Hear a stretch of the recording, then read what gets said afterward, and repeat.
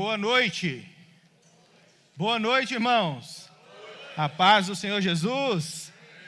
Que bom, é bom estar aqui, é bom estar de volta na nossa comunidade. Um mês longe de vocês, a gente sente muita falta. Então é uma alegria para mim ver todos vocês, é uma alegria estar com vocês, brincar com vocês, né? Quem lembra aí do show da Xuxa, é a mesma coisa. Muito bom estar aqui e podermos, mais do que estarmos juntos, celebrando a esse Deus maravilhoso, adorando a esse Deus que fez todas as coisas, esse Deus de amor, esse Deus soberano, esse Deus maravilhoso. Nós iniciamos esse ano com um tema. O nosso tema é Igreja mais Cidade. O que nós estamos querendo dizer com esse tema? Nós estamos querendo trabalhar a realidade de uma igreja que tem a sua vivência, tem no seu entorno a realidade de uma cidade. Nem todas as igrejas estão inseridas no contexto de cidade. Algumas estão em tribos, como por exemplo, você tem acompanhado aí nos nossos meios de comunicação, a viagem dos nossos missionários, aqueles que foram para a viagem da AME Global de curto prazo, e eles estão visitando várias aldeias indígenas no meio da selva amazônica, e lá eles estão sendo usados por Deus para proclamar o Evangelho e para trazer a esperança da salvação para aquelas pessoas. Então, o contexto ele é muito diversificado de onde as igrejas estão. Nosso contexto é na cidade. Nós precisamos entender como Deus quer nos usar no meio da cidade. E cada contexto tem os seus desafios. Inclusive, a própria cidade, ela traz os seus desafios da vida, do cotidiano, do dia a dia para cada um de nós. E são desafios que às vezes nos angustiam, às vezes nos trazem tristeza, às vezes vão sendo instrumentos de Deus para aperfeiçoar a nossa fé. E nós estamos vivendo esse drama no meio da cidade, o drama de viver a vida cristã no seio de uma cidade em desenvolvimento, uma das 10 cidades com maior potencial do nosso país para se tornar metrópole, uma cidade do sul do país com excelente qualidade de vida, mas que mesmo assim, não deixa de nos apresentar desafios diários, não deixa de nos apresentar situações que nós precisamos, como igreja, nos debruçar sobre elas para podermos saber como Deus quer nos usar. Então, sim, nesse ano nós vamos falar sobre esse tema para que Deus possa cuidar tanto do nosso coração, consolar o nosso coração, mas também, ao mesmo tempo, despertar as nossas vidas, despertar a nossa atuação como Igreja Evangélica Livre Esperança, como IEL, para sermos uma bênção na nossa cidade de Cascavel. Amém? Amém. Então, dentro desse grande tema, eu gostaria de tratar hoje um subtema. E o subtema da mensagem hoje é alegria inabalável. Alegria inabalável. Como eu disse, a cidade ela é repleta de histórias. Cada viela, cada rua, cada local que você frequenta, por cada pessoa por quem você passa, cada situação que você vive e desenvolve relacionamentos, sejam eles mais longos, sejam eles relacionamentos rápidos, tudo isso está contando história.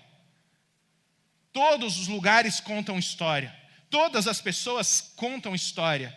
As famílias aqui representadas contam história. Às vezes você está vivendo um momento de uma história muito boa, alegre.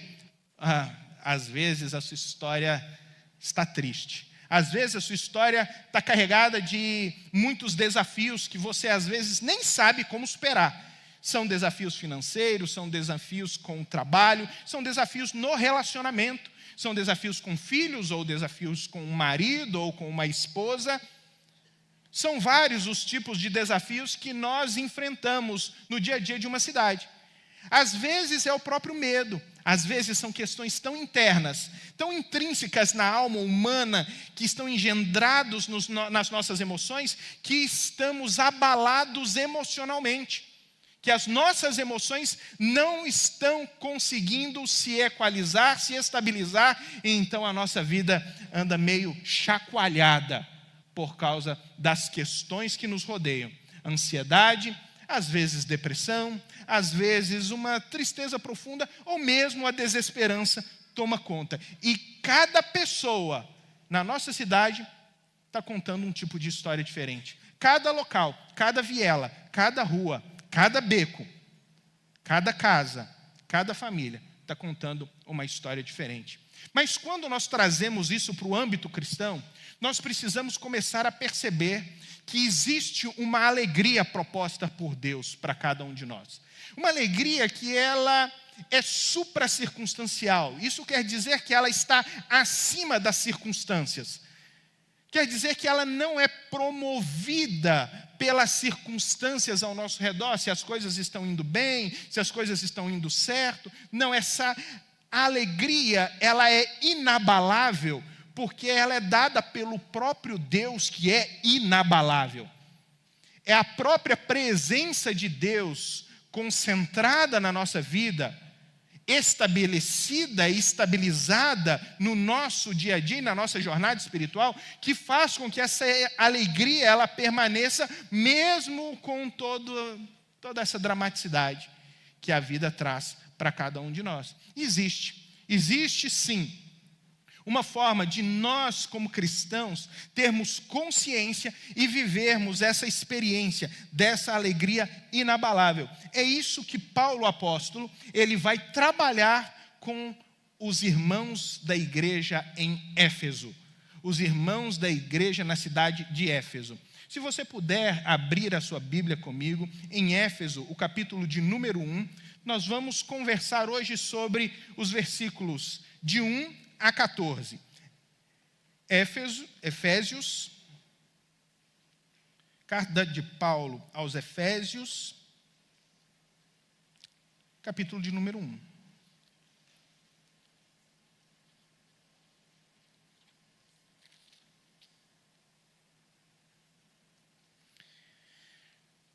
Nós vamos ler dos versículos 1 a 14, mas nós vamos lendo esse texto devagar e vamos conversando sobre cada um desses versículos. O primeiro e o segundo versículo dizem assim: Paulo, apóstolo de Jesus Cristo, pela vontade de Deus, aos santos e fiéis em Cristo Jesus que estão em Éfeso. A vocês graça e paz da parte de Deus, o nosso Pai, e do Senhor Jesus Cristo. Essa é a introdução da carta. Ele se apresenta e ele diz quem ele é. O escritor é Paulo. E é muito importante nós entendermos quem é esse Paulo. Esse Paulo é aquele homem que no início da sua história com o movimento cristão, ele foi um dos grandes perseguidores da igreja. Ele recebia cartas das sinagogas para perseguir os cristãos, ele levava os cristãos presos, ele consentia na morte de pessoas, como por exemplo ele consentiu na morte de Estevão. Ele era um homem realmente zeloso pela doutrina judaica e entendia que o movimento do caminho, ou seja, o caminho de Jesus, ou essa nova fé em Jesus, era algo que deveria ser combatido. Porém, Deus e Cristo o encontram no caminho para Damasco. Ele cai no chão, você conhece a história, ele fica cego, ele precisa entrar na cidade, sendo levado pelas mãos dos soldados, e ali ele tem um verdadeiro encontro transformador com Jesus, e ele se torna um grande pregador, ele se torna um grande apóstolo, um grande escritor. E então Deus começa a usar esse homem para falar a respeito do seu nome.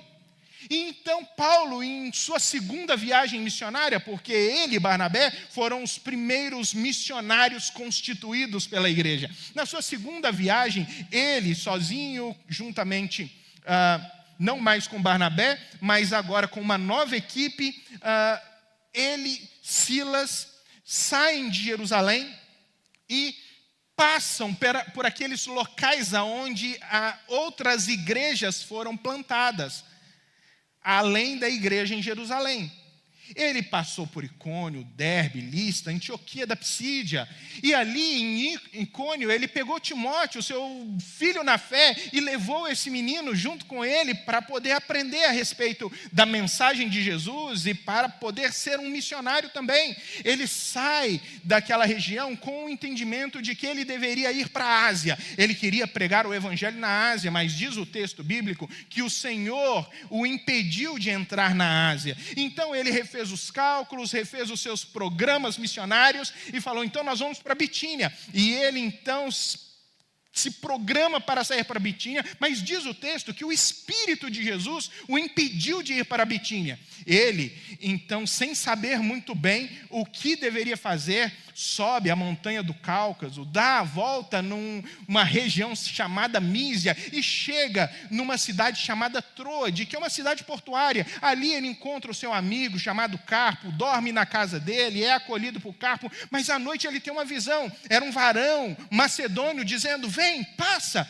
prega para nós o evangelho. E ele entende que Deus, ao invés de querer que ele fosse para a Ásia, queria que ele fosse para a Europa, ao invés de querer que ele fosse para a direita, queria que ele fosse para a esquerda. Ele pega então um navio ali e vai para a Europa, entrando pela Samotrácia, chega a Filipos. Em Filipos ele é perseguido, ele é preso, ele é açoitado em praça pública, mas depois ele é solto, sai de Filipos, ele passa por Neápolis e chega em Tessalônica. Chegando em Tessalônica, se levanta uma grande turba contra ele e tentam matar ele, porque dizem que aqueles que estavam virando o mundo de cabeça para baixo haviam chegado naquele local. E realmente Paulo e os seus amigos estavam virando o mundo de cabeça para baixo, porque eles estavam torcendo os valores. Mas nós que conhecemos Paulo, ele não estava colocando nada de cabeça para baixo, ele estava colocando de cabeça para cima, não é verdade? Ele estava corrigindo aquilo que o pecado havia deturpado com a mensagem do evangelho. Ele então é perseguido em Tessalônica, precisa fugir, ele vai para Bereia. Em Bereia ele encontra um público sedento pelo evangelho. Eles queriam saber mais e queriam conferir nas escrituras se aquilo que Paulo estava pregando de fato era verdade. É assim que uma igreja deve ser, deve realmente conferir na Bíblia se aquilo que está sendo anunciado no púlpito tem valor bíblico, emerge de uma verdadeira mensagem bíblica. Mas o pessoal de Tessalônica fica sabendo que ele está em Bereia, ele precisa fugir. Então ele sai de Bereia e vai para Atenas. Em Atenas ele tem embates com os filósofos e com os estoicos e epicureus na praça pública. Ele é levado para o Areópago. Chega no Areópago, ele prega uma grande mensagem. Alguns creram, mas outros disseram que ele era louco, porque ele falava de uma tal de ressurreição, uma esperança que os cristãos têm do fim dos tempos e que os povos que não conhecem a Cristo não conseguem carregar em si, porque a ressurreição para a glória de Deus é um privilégio dessa fé cristã, é um privilégio daqueles que entenderam que Jesus morreu para nos dar vida e vida com abundância. E assim como ele ressuscitou, nós também ressuscitaremos um dia para a vida gloriosa que ele prometeu para cada um de nós. Esse é Paulo. Ele sai dali e ele vai para Corinto. Passa 1 ano e meio em Corinto, também é perseguido. Paulo, vocês estão percebendo? De cidade em cidade ele está sendo perseguido. E ele precisa sair de Corinto também e vai em direção a Éfeso. Chegando em Éfeso, uma das maiores cidades daquela época, um centro comercial, um centro religioso e um centro de cultura muito forte naquela época. Era ali que o turismo sexual se concentrava também de maneira muito forte, por causa do templo da deusa Diana, uma das 7 maravilhas do mundo antigo, que estava ali, fazia com que essa cultura da promiscuidade se disseminasse por toda a região. Sim, é para essa cidade que Paulo vai. É para uma cidade que talvez nós não iríamos. Era para uma cidade aonde se concentrava o mal, aonde o pecado se multiplicava grandemente. E você sabe, como um grande centro, uma cidade portuária principalmente, e também tão dividida por causa dos seus valores, por causa das culturas que estavam ali, um lugar onde você encontra muita prosperidade, com um povo que é muito dividido e onde existe muita promiscuidade, você também tem um grande aumento da perversidade. É justamente para essa igreja, ou melhor, para essa cidade, que Paulo vai. Paulo é alguém que carrega uma mensagem, a mensagem de esperança para o mundo, a mensagem que é a luz para o mundo, a mensagem que precisa brilhar no meio das trevas, a mensagem que anuncia a única esperança para pecadores nesse mundo, a mensagem do Evangelho. E ele sabe que aonde as trevas mais densas estão, que a luz mais forte brilha. E ali ele vai iniciar um grande ministério. Ele prega na sinagoga, eles não gostam muito, então ele vai pregar numa escola chamada Escola de Tirano. Ele prega ali durante 2 anos, e diz o texto, em Atos dos Apóstolos, que toda a Ásia ouviu falar do Evangelho pregado por Paulo ali. De tal forma que acontece uma revolução espiritual naquela cidade. Alguns começam a queimar os seus livros de magia, a ponto de fazerem uma pilha enorme no meio da praça e atearem fogo contra aquela ação de magia, bruxaria, necromancia, e fazer com que o nome de Jesus de fato seja proclamado naquela cidade. Foi ali que o trabalho era tão intenso que Paulo não dava conta de atender todo mundo, então ele mandava algumas peças de roupa dele, e quando os demônios, as pessoas endemoniadas eram tocadas por aquelas peças de roupa, os demônios saíam correndo. Foi ali também que 7 jovens, filhos de Seva, tentaram expulsar o demônio de um rapaz, e disseram: em nome do Deus de Paulo, nós dizemos, sai dele. E o demônio vai dizer: o Deus de Paulo eu conheço, Paulo também eu sei quem é, mas e vocês? Quem vocês são? Então o demônio pula em cima deles, dá uma sova neles, e bate tanto neles que eles saem correndo pela rua, pelados e machucados. Toda essa história começa a mostrar o poder do Deus de Paulo. E um grande avivamento começa naquela cidade. E as pessoas começam a se converter. E agora, Paulo está fora de Éfeso, mas está escrevendo uma carta para Éfeso, para esse local aonde coisas gloriosas da parte de Deus aconteceram, a ponto do próprio sistema financeiro, econômico da cidade ser abalado, porque como era uma cidade turística e o centro do turismo era o templo da deusa Diana, com a pregação de Paulo, eles começaram a perder venda nos nichos da deusa Diana. Aquelas pequenas estatuazinhas de ouro ou de prata ou de qualquer outra coisa que fazia o comércio florescer na cidade, começou a ser abalado, porque muita gente começou a se converter e então pouca gente adquiria aquilo. O comércio começou a ser afetado, a economia da cidade começou a ser afetada pelo poder da mensagem do Evangelho de Jesus. Então levantaram uma grande turba, novamente queriam matar Paulo, queriam pegar Paulo de todo jeito, e os irmãos mandaram Paulo para fora daquela cidade. E depois que ele saiu, ele escreve uma carta para esses irmãos, para mostrar como eles são privilegiados, simplesmente por serem cristãos. Nós estamos falando de um homem que sofreu, de um homem que entendeu que a sua condição de pecador, de perseguidor da igreja, foi realmente uma ofensa a Deus, mas Deus, pela sua infinita graça, o resgatou do império das trevas e fez com que ele se tornasse um novo homem, agora de perseguidor a pregador, de assassino a alguém que divulga e difunde uma fé que produz vida. Ele está realmente mostrando àqueles irmãos como eles são privilegiados e como eles podem se alegrar naquilo que Deus fez e faz nas nossas vidas, além das circunstâncias e daquilo que o mundo tenta formatar em nós como alegria.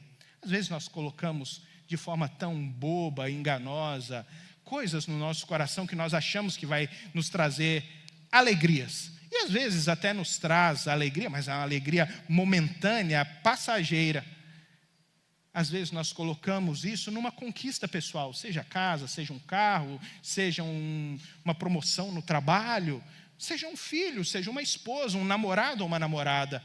Nós vamos colocando a nossa alegria nessas coisas, mas são passageiras. Nós esperamos que a porta daquele trabalho tão esperado se abra para nós e nós achamos que isso vai trazer alegria permanente. Você sabe, não traz.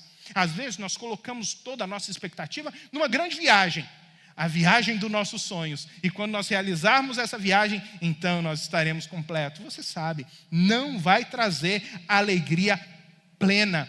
Vai trazer até um certo prazer, mas passageiro, sazonal, vai acabar, vai passar, vai morrer. Mas não, a alegria que Deus nos oferece, ela é permanente, permanente. E quando Paulo, que é esse que está escrevendo a carta, ele expressa para aqueles irmãos que vão ler a carta o desejo dele, ele está dizendo: eu quero que vocês sejam muito ricos, eu quero que vocês tenham muitos bens, eu quero que vocês tenham muita alegria, eu quero que vocês prosperem. E não é isso. Não tem nada disso. Quando ele vai expressar o que existe no coração dele, ele diz: a vocês, graça e paz da parte de Deus e do nosso Senhor Jesus Cristo. E isso é suficiente. É o que eu quero para vocês. Que vocês tenham graça, que é esse favor de Deus imerecido, é o amor de Deus em nossa direção, e a paz de Deus, que não é só uma paz que enche o nosso coração diante das circunstâncias adversas, mas é a paz que foi celebrada por Jesus no alto daquela cruz, porque antes nós éramos inimigos de Deus, mas Jesus naquela cruz nos reconciliou com o Pai, para que nós pudéssemos viver uma nova experiência de filiação com Ele. Agora, preste atenção como ele vai desenvolver essa ideia de que a paz e a graça de Deus para nós são suficientes para trazer uma alegria inabalável. Em primeiro lugar, quando Paulo ele fala sobre alegria, ele quer dizer para nós que a Trindade Santa, o Deus uno e trino, está comprometido conosco, comprometido com o seu povo, para trazer a nós a alegria verdadeira, para produzir em nós um contentamento eterno. Veja só, primeiro, as bênçãos que elas são procedentes do Pai. Veja comigo o versículo de número 3. Olha o que está escrito aí. Bendito seja o Deus e Pai do nosso Senhor Jesus Cristo, que nos abençoou com toda a sorte de bênçãos espirituais nas regiões celestiais em Cristo. Diz Paulo que Deus já nos abençoou. Isso aqui, irmãos, é extraordinariamente inovador para as igrejas hoje. Porque tantas pessoas estão indo na igreja para buscar a bênção. Tem até musiquinha, né? Você veio buscar uma bênção, Jesus tem bênção para dar. Lembra dessa musiquinha?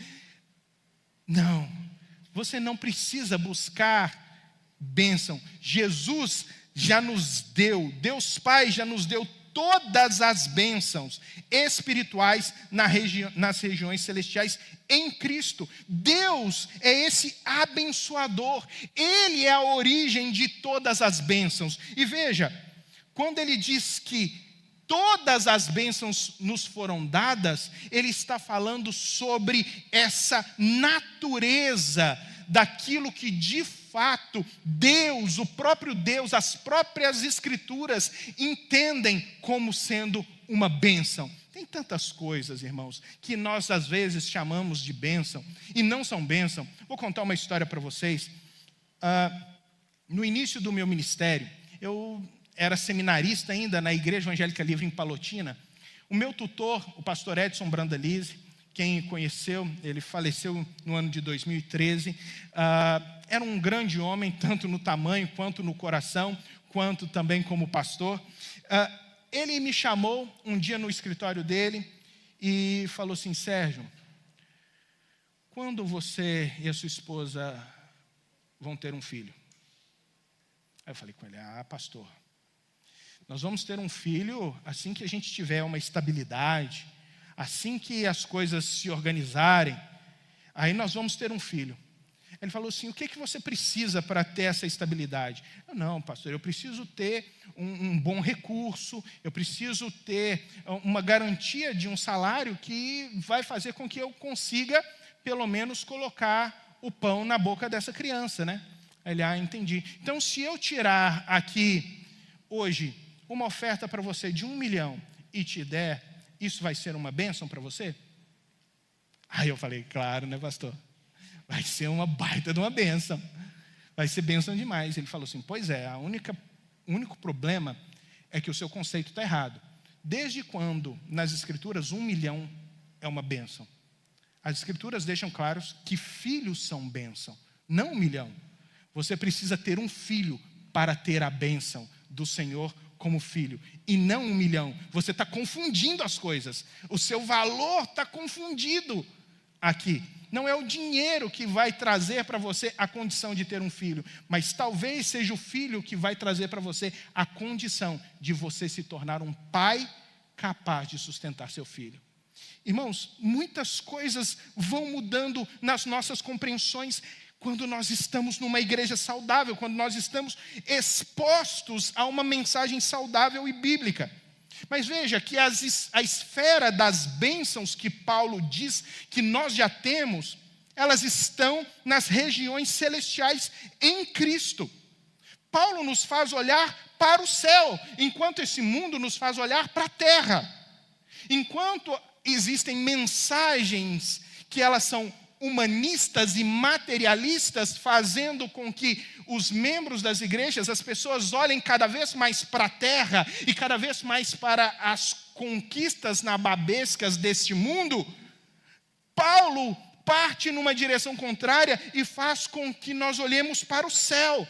As bênçãos de Deus para nós, que foram nos garantidas em Cristo, todas elas estão no céu. Não são sazonais, não são passageiras, mas são eternas. Ele está tirando os nossos olhos da materialidade dessa vida, dos valores deste mundo, e está mantendo os nossos olhos fixos no reino por vir e em todas as maravilhas que nos esperam.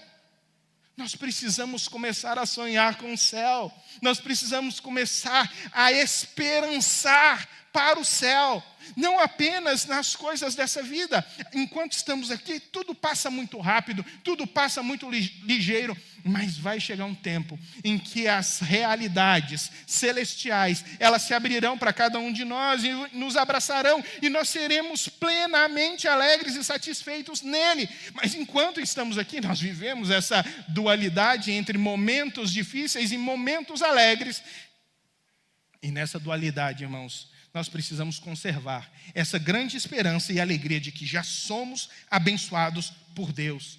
E veja que nós estamos em Cristo. Você já pensou que você está em Cristo? Você está em Cristo Jesus. Cristo está segurando você. Cristo está cuidando de você. Cristo está zelando por você.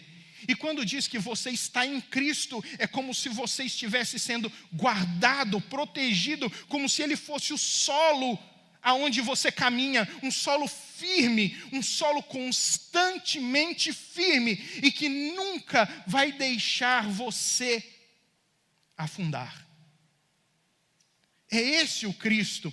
É o Cristo que criou todas as coisas. É o Cristo que rege todas as coisas pelo poder da sua palavra. É o Cristo que chama cada estrela pelo nome e faz sair os seus exércitos de estrelas, todas elas muito bem contadas. É o Cristo que criou todo o cosmos, todo o universo, todo o microcosmos. É o Cristo que faz com que todas as coisas funcionem organizadamente nesse mundo. Cada célula, cada molécula, cada átomo átomo. Cada lei da física é organizada e é mantida por esse Cristo. É esse Cristo que mantém todas as coisas funcionando organizadamente, que disse: eu cuido de você. Porque essa é uma promessa dele para nós. É uma promessa dele, que se nós estivermos na mão dele, ninguém nos arrebata de lá. Nada nos tira de lá. Mas veja o versículo 4, diz assim: porque Deus nos escolheu nele antes da criação do mundo, para sermos santos e irrepreensíveis em sua presença. Em amor nos predestinou para sermos adotados como filhos por meio de Jesus Cristo, conforme o bom propósito da sua vontade, para o louvor da sua gloriosa graça, a qual nos deu gratuitamente no amado. Deus nos escolheu nele antes da fundação do mundo. Isso é um olhar amoroso de Deus para com pecadores, e que no tempo e no espaço resolve atuar por meio da sua graça e chamar graciosamente pecadores ao arrependimento e transformar a vida deles. E veja que essa escolha, essa ação de Deus que acontece antes da fundação do mundo, é em amor. O texto vai dizer: e em amor nos predestinou para sermos adotados como seus filhos por meio de Jesus. Isso quer dizer que chegou um momento da nossa vida em que nós nos tornamos filhos adotados de Deus. Mas antes disso, nós não éramos filhos de Deus, nós éramos criaturas de Deus. Nós só nos tornamos filhos de Deus a partir do momento em que Ele, agindo por meio da pregação e do anúncio do Evangelho, transforma o nosso coração a ponto de nos apegarmos à mensagem do Evangelho, à mensagem fiel do sacrifício de Jesus, crermos nisso e isso encher o nosso coração de esperança, de alegria e nos colocar diante desse Cristo a seu serviço. Por isso ele vai dizer que nós fomos adotados. Essa é uma palavra tão ampla. E às vezes, quando nós usamos essa palavra adoção, as pessoas costumam rebaixar o poder e o significado disso, né? Ainda quando nós temos irmãos, quando um quer brigar com o outro, né? Talvez você já tenha passado por isso. Um quer mexer com o outro, fala assim: menino, você é adotado, né? Só para poder mexer com o irmão ou com a irmã. Mas veja, adoção, essa palavra tem a ver com escolher. É uma escolha voluntária de uma pessoa em relação a outra. Quando você vai escolher um filho, você vai adotar esse filho. Mas a adoção é uma escolha que ela está relacionada a muitas áreas do nosso viver. Então, por exemplo, adoção nada mais é do que um recurso de amor. É você doar amor, é estender amor e chamar a outra pessoa para habitar dentro de você, no seu coração, em amor. É por isso que um amigo adota outro amigo no seu coração. É por isso que o marido adota a esposa no seu coração, ou a esposa adota o marido no seu coração. É por isso que filhos, eles podem até ser filhos biológicos, mas se eles não foram adotados no coração do pai biológico, o pai biológico nunca vai ser reconhecido de fato como seu pai. E ele pode até ter um pai que não é biológico, um pai simplesmente que foi presente, e ele vai reconhecer aquele como seu verdadeiro pai, porque é uma adoção, porque é um ato de escolher amar. Foi isso que Deus fez conosco. Deus, na sua livre vontade, escolheu nos amar, escolheu um povo antes da fundação do mundo. Tudo isso para o louvor da sua gloriosa graça. Ou seja, para que o mundo inteiro entenda e veja como Ele é gracioso. E Ele nos deu tudo isso no amado. Assim como ele amou Jesus, assim como o Pai amou a Cristo, ele resolveu nos amar também. Vejam que grandes bênçãos Deus nos deu. Ele nos deu todas as bênçãos nas regiões celestiais. Nós estamos em Cristo, nós fomos adotados, nos tornamos família de Deus, nos assentamos na mesa do Pai, e assim como ele ama a Cristo, agora ele nos ama.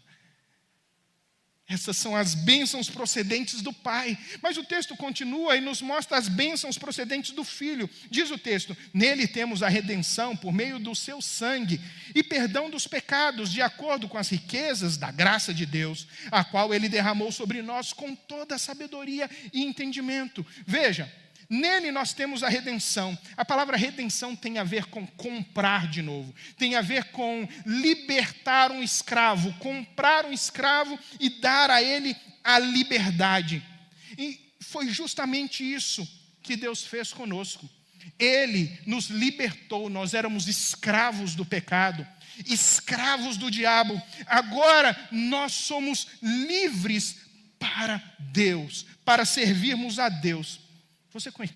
Você conhece aquela história, eu já contei aqui, mas vale a pena repetir. Aquela história de um senhor que ele saiu, na época da corrida do ouro, ele saiu da Inglaterra e foi para os Estados Unidos. E chegando nos Estados Unidos, ele, garimpando, conseguiu encontrar uma grande jazida. E ele garimpou ali durante 10 anos. Depois de 10 anos garimpando, ele ficou muito rico, e ele disse: já chega, está na hora de voltar para o meu povo, está na hora de voltar para a minha terra e para a minha família. E ele pegou e tomou o caminho de volta para a Inglaterra. Nesse meio tempo, ele resolveu passar por Los Angeles. Los Angeles tinha a maior praça de escravos de toda a América. Enquanto ele estava ali, ele passando pela praça, ele viu uma moça que estava sendo vendida. Ela estava presa numa madeira, num tronco, e as pessoas estavam dando lances. Ele parou para observar aquilo, e tinham 2 homens ao lado dele, e os 2 homens estavam dando lances, e à medida que eles davam lances, eles diziam o que fariam com aquela moça. E não eram coisas boas. Então, ele, compadecido daquela moça, ele deu um lance superior ao daqueles homens. Então, aqueles homens deram um lance ainda maior, e ele deu um lance maior ainda. E aqueles homens deram um lance maior do que o dele, e ele disse: eu vou dar o dobro de tudo que eles derem, mas eu fico com a escrava. O leiloeiro disse: você sabe o que você está fazendo? E ele, perplexo, ficou ali parado, olhando. Você está pagando um preço numa escrava que ninguém nunca pagaria. Ninguém nunca pagaria um preço por uma escrava dessa. Você tem esse recurso? Ele falou: tenho. Você vai pagar? Ele falou: vou. Então ele falou: então vem à frente, pegue e leve a escrava. Ele foi até a frente desamarrar a escrava. Enquanto ele desamarrava a escrava, aquela escrava cuspiu no rosto dele. Então ele limpou o rosto, pegou aquela mulher, colocou na sua carruagem e levou para o seu hotel. Ali ele pediu às camareiras que dessem um banho nela, ele comprou roupas novas e vestiu aquela mulher. E depois ele pegou uma bandeja enorme com tudo que havia de bom de comer naquela estalagem e levou para a moça. E quando ele colocou aquilo na frente dela, ela cuspiu no rosto dele novamente. Então ele limpou, saiu dali, ela se alimentou. Ele pegou ela mais tarde, colocou na sua carruagem novamente e a levou no cartório da cidade. Pediu ao escrivão que fizesse a sua carta de alforria para libertar a moça, assinou e entregou o papel na mão dela. E quando ele entregou o papel na mão dela, ela cuspiu no rosto dele novamente. E ele limpou e disse: você não está vendo o que eu estou fazendo? Eu estou te dando a liberdade. Agora você é livre, faça o que você quiser. Ela começou a chorar e depois de algum tempo ela disse: você está dizendo que você pagou o preço que ninguém pagaria por uma escrava. Você me limpou, me lavou, você me alimentou, você me deu dignidade, e agora você está me dando liberdade, e você não quer nada em troca? Ele falou: é isso mesmo, é isso mesmo.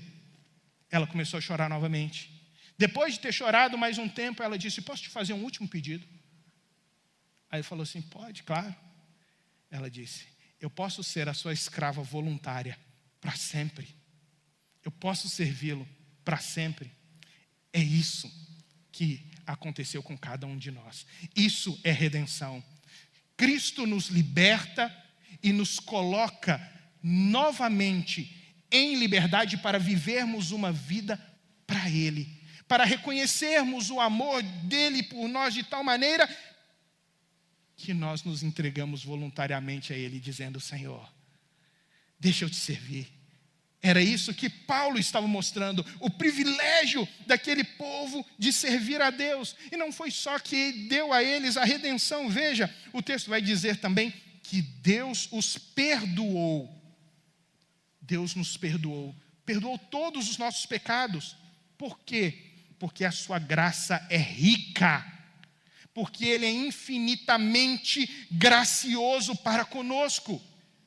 E não sendo suficiente nos perdoar e nos redimir, mas Ele também nos deu sabedoria e entendimento. Sabedoria e prudência, talvez está na sua Bíblia. Isso quer dizer que Deus, por meio do seu Espírito Santo, Ele nos encheu de uma capacidade para conhecermos a verdade revelada do Evangelho.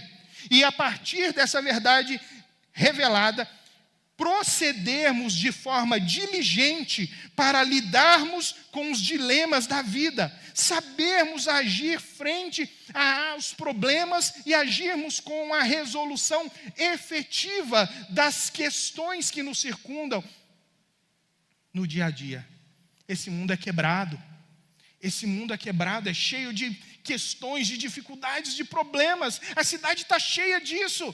Mas nós, como cristãos, fomos cheios de sabedoria e prudência por Deus, dados por Deus. Não é nosso, não se desenvolve isso naturalmente. É um presente de Cristo para nós, por meio da sua riqueza, por meio da sua graça rica, para sabermos lidar com as questões que envolvem a nossa vida. O versículo 9 diz assim: E nos revelou o mistério da sua vontade, de acordo com o seu bom propósito que Ele estabeleceu em Cristo. Isso é, de fazer convergir em Cristo todas as coisas celestiais ou terrenas na dispensação da plenitude dos tempos. Isso quer dizer que a sabedoria e a prudência que Ele nos deu é para também conhecermos o mistério da sua vontade. É à medida que nós conhecemos mais, o mundo é quebrado, e ele é quebrado desde Gênesis. Desde Gênesis nós temos separação, pessoas, homem e as coisas criadas, o homem e ele mesmo, o homem e Deus. Nós somos seres quebrados em vários pedaços, e é por isso que existe tanto caos, violência, existe tanta inimizade, crises, corrupção, porque nós somos uma humanidade quebrada. Mas Deus, como diz aí, fez convergir em Cristo todas as coisas. É como se Ele estivesse dizendo: Deus está reunindo todos esses pedaços quebrados. Deus está reunindo toda essa gente quebrada. Deus está organizando todo esse mundo quebrado. Como? Em Cristo Jesus. Então todo esse mundo quebrado está sendo juntado. Tudo aquilo que foi quebrado pelo pecado, estilhaçado pelo pecado, está sendo reunido por Cristo para Ele fazer algo novo. Homens maus se tornam homens bons, mulheres sem decência se tornam grandes mulheres de Deus, jovens iludidos pelo mundo se tornam jovens apaixonados pelos valores cristãos, crianças desrespeitosas se tornam filhos exemplares, relacionamentos de casais que estão quebrados se tornam novamente unidos, bonitos, e começam a andar juntos em cumplicidade. Amigos que se afastaram se reúnem novamente. Irmãos da igreja que brigaram se perdoam mutuamente. Famílias que estão despedaçadas são reconstruídas. Pessoas com as suas emoções em frangalhos são restaurados. Pessoas doentes são curadas. Pessoas sem esperança, elas são cheias de uma nova convicção de alegria e esperança. Povos e nações que vivem nas suas disputas e nas suas guerras, eles são apaziguados para a glória de Deus. Tudo está sendo reorganizado, tudo está sendo novamente feito de novo por Cristo. Nos céus e na terra, todas as coisas criadas por Deus, toda a igreja que está no céu, toda a igreja que está na terra, um dia vai se unir. E nós estaremos num novo reino, com um novo povo, em um novo mundo restaurado para a glória de Deus e para a nossa alegria. Amém. Amém. Irmãos, o versículo 11 diz assim: Nós fomos também escolhidos, tendo sido predestinados conforme o plano daquele que faz todas as coisas, segundo o propósito da sua vontade, a fim de que nós, os que primeiro esperamos em Cristo, sejamos para o louvor da sua glória. Nós fomos predestinados, ou seja, escolhidos, segundo a vontade de Deus. Não tem nada a ver comigo, não tem nada a ver com você. Nós não produzimos a nossa salvação. Eu não consigo salvar a mim mesmo, você não consegue salvar a si mesmo. Tudo é pela graça de Deus, tudo é pelo amor de Deus, pela bondade de Deus. É Ele quem faz tudo isso. E Ele faz tudo isso para que nós possamos promover a glória dEle. À medida que um mundo quebrado olha para nós, vivendo juntos, mesmo com as nossas questões, mesmo com as nossas dificuldades, mesmo com culturas diferentes, pensamentos diferentes, mas superando tudo isso, Deus recebe toda a glória. Deus vai recebendo toda a glória que lhe é devida. Então nós vemos aqui que Cristo nos abençoa dessa maneira. Ele então nos perdoa, então Ele nos restaura, então Ele nos transforma. Então Ele nos une novamente, Ele junta os cacos e faz algo novo e belo, tudo para a glória de Deus Pai, por meio do seu sacrifício, por meio de ter se entregado por nós no alto daquela cruz. Mas existe uma bênção também que é proveniente do Espírito Santo. A Trindade, como eu disse, toda está comprometida com a nossa alegria. Veja os versículos 13 e 14, dizem assim: Nele, quando vocês ouviram e creram na palavra da verdade, o evangelho que os salvou, vocês foram selados com o Espírito Santo da promessa, que é a garantia da nossa herança até a redenção daqueles que pertencem a Deus, para o louvor da sua glória. Nós fomos selados com o Espírito Santo, depois de ter nos abençoado nas regiões celestiais e nos ter colocado em Cristo, Deus Pai. Depois de Cristo ter nos perdoado e de ter celebrado essa reconciliação com o Pai e nos comprado de novo com o seu sangue, e de ter e estar nos unindo e catando os nossos cacos para nos fazer novamente, agora Ele nos sela com o Espírito Santo. Somos selados. Quando diz que nós somos selados pelo Espírito Santo, está falando sobre uma transação comercial. Quando Cristo nos comprou no alto daquela cruz, com seu sangue, Ele colocou o selo sobre as nossas vidas. Isso quer dizer que Ele nos comprou. E quando Ele nos comprou e nos selou, Ele disse: vocês são minha propriedade. Agora nós somos propriedade de Cristo. O selo fala sobre propriedade, o selo fala sobre autenticidade. Nós não somos mais pessoas falsas, seres humanos fake. Nós não somos mais apenas aquelas pessoas descaracterizadas, desfiguradas pelo pecado. Nós somos seres humanos que estão sendo restaurados à imagem do verdadeiro humano. E a imagem do verdadeiro humano é Cristo, porque Ele está sendo formado em nós. Mas também selo nos fala sobre proteção. Se nós pertencemos a Ele, nós estamos protegidos. Sabe, proteção é algo extraordinário. Lembra quando Jesus morreu e Ele foi colocado no sepulcro? Os líderes religiosos judeus foram até Pilatos e pediram: vai lá, coloca o teu selo na pedra, para que esteja sob a sua proteção o túmulo, e ninguém venha roubar o corpo.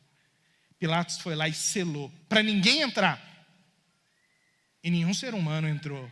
Mas isso não valia para os anjos, não é verdade? Os anjos não quiseram nem saber se Pilatos tinha ou não tinha selado. Eles foram lá, abriram o túmulo, Jesus ressuscitou. O túmulo foi aberto. Mas do mesmo jeito nós fomos selados pelo Espírito Santo. Isso quer dizer que nós somos invioláveis. Não tem maldição, não tem bruxaria, não tem nenhum tipo de crise nesse mundo que possa nos afastar de Deus. Por quê? Porque, como diz aqui, o Espírito Santo também é a garantia da nossa herança. Isso quer dizer que Ele nos deu a garantia de que um dia nós estaremos com Ele.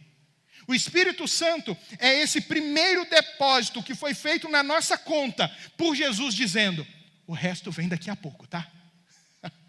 O resto vem daqui a pouco. Todo o resto vai chegar. E nós já temos esse depósito com antecedência que garante que Ele que começou a boa obra em nós, Ele vai completá-la até o dia de Cristo. Toda a herança que pertence a Cristo pertence a nós. Tudo aquilo que pertence ao Senhor Jesus pertence a nós. Eu não sei se você conseguiu captar todas as bênçãos que nos foram dadas pelo Pai, pelo Filho, pelo Espírito Santo. Mas se você conseguiu entender como nós já somos abençoados, você vai entender como a nossa alegria pode ser inabalável. Por quê? Porque você não corre atrás de bênção. São as bênçãos que correm atrás de você. E elas vão te alcançar. Porque o nosso Deus é amoroso. Amém?